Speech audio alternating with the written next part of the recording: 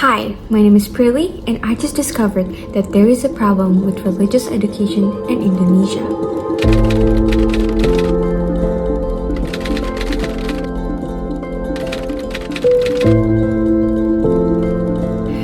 Religion has existed since the very beginning and become a part of people's life, even a country. Our country, Indonesia, is one of the most religious countries in the world. There are 6 recognized religions: Protestantism or Christianity, Islam, Catholicism, Buddhism, Hinduism, and Confucianism. These religions play an important role in various aspects of Indonesia, especially in education. Since Indonesia uses Pancasila ideology where it requires everyone to have a religion and believe in one supreme God, religion becomes a compulsory subject for every student in each level of education. So every Muslim student has the right to study Islam from a Muslim teacher, and Christian student has the right to study Christianity from Christian teacher. And this also applies to every other religions. And the implementation of religious education in Indonesia is mainly based on mono-religious approach, where Indonesian students are taught of knowledge, beliefs, and rituals of their own religion. And in Indonesia, the purpose of religious education itself is to produce appropriate character to maintain peace and interreligious relationship in society. However, over the past few years, Indonesia has been dealing with a lot of issues regarding the purpose and implementation of the religious education in Indonesia. So, what are you telling us the problem is, Pril? Well, I'm saying that the problem is religious education in Indonesia still fails to fulfill its goal, and through its implementation, students are not able to have critical understanding of their own religion. Religious education in schools can hardly promote peace, social cohesion, and respect because of the poor teaching methods. We can still find a lot of cases where religion teachers in public schools have set bad examples of intolerance and discrimination. Religious teacher in SMAN 52 Jakarta acted discriminative toward non-Muslim students, hindering her from being the president of student council just because of not being a Muslim.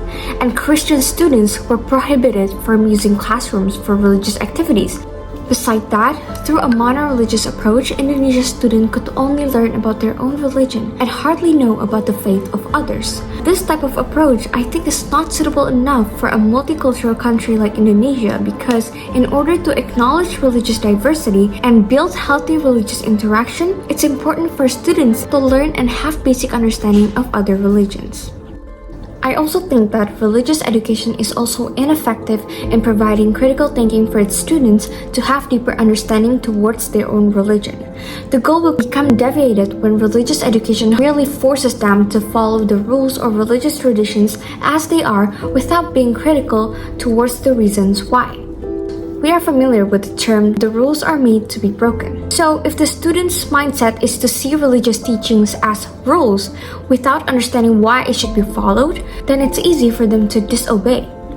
In some cases even, strict religious institutions produce the most rebellious students. Based on the personal experiences that I've read on Quora and also on the news, some students feel forced and pressured by the strict religious rules from their teachers and also the schools. The rules are so strict that the teachers punish them physically for not wearing a hijab, for choosing not to pray, and even being punished for hurting themselves. Because the students are not allowed to speak up for themselves, it makes them purposely disobeying religious teachings. Looking at these factors, religious education will not change students' behavior or contribute to peace and social cohesion without any change in the way the religions are taught in schools. I have 4 solutions to this problem. The first one, religious education in Indonesia needs to have a dual goal. The first goal is to inculcate the religious knowledge and values to improve students' spiritual growth and understanding of their own religion, while also, the second goal, to allow the students to open their mind to the knowledge of various other religions. By teaching students about the religions of others, students will understand more about religious diversity and build a sense of tolerance, respect, and unity. We can get an example from the UK. British religious education has implemented this learning method where students are allowed to inquire about their own religious teachings, have critical understanding of their beliefs, and investigate the impact of religious diversity in each individual and society. This way, while also nurturing their own beliefs, students can learn to genuinely respect others, thus helping to create peaceful coexistence and social cohesion. The second one, instead of telling the students to obey the religious rules, teachers have to provide an open discussion with their students regarding why the students have to obey a certain rules or act in a certain way. Students must be allowed to critically understand and reflect deeper on their religious values, knowing the basic religious concept behind every rules and knowledge about their religion. This way, they will initiatively examine and evaluate their own behavior and will not feel forced to follow the rules, resulting in good characters. The third one, public schools or institutions should improve the quality of teachers and the teaching method. Religion teachers play a significant role in introducing the religious beliefs, values, and concepts while also setting good examples for the students. So it would be very unfortunate if the teacher has poor teaching quality and is not able to implement the religious values by discriminating against their own students or punishing students for not following religious rules. I think that public and private schools or institutions should wisely choose the best and highly qualified teachers to prevent any unwanted action or strategy that could obstruct effective religious education. The fourth solution is that family should also take action in religious education. Family is the main source of religious education, the place where religion is first introduced. So parents play a significant role in guiding their child to the complete understanding of their own religion while also explaining the importance of peace, tolerance, and respect towards other people with different beliefs. In conclusion, I think whether religious education is effective relies heavily on how the values and concept of the religion is conveyed and taught properly to the student. Therefore, peace, social cohesion, and respect would be achievable if religious education in Indonesia introduces other religions to students, allows students to think critically towards their own religion, and provides high-quality religion teachers as the religious role model.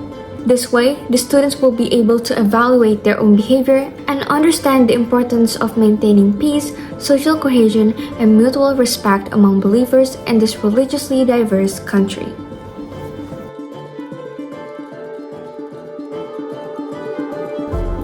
I personally think that every religion teaches the importance of good actions and promotes moral values. For example, Christianity teaches about love and compassion, Muslim teaches about respect and the importance of community, and Buddha teaches about the Eightfold Path and metta.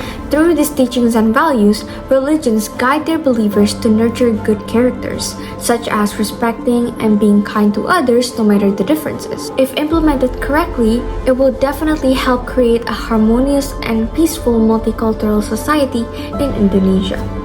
If you wonder, then why do conflicts still happen among religions? Well, like I said before, it's all about the implementation that matters. The religion is not at fault, but the followers are the ones who fail to carry out the values. When every religious person can implement the moral values properly, then a harmonious life is not a goal anymore, but rather a part of our lifestyle. Thank you so much for watching. See you in the next discussion.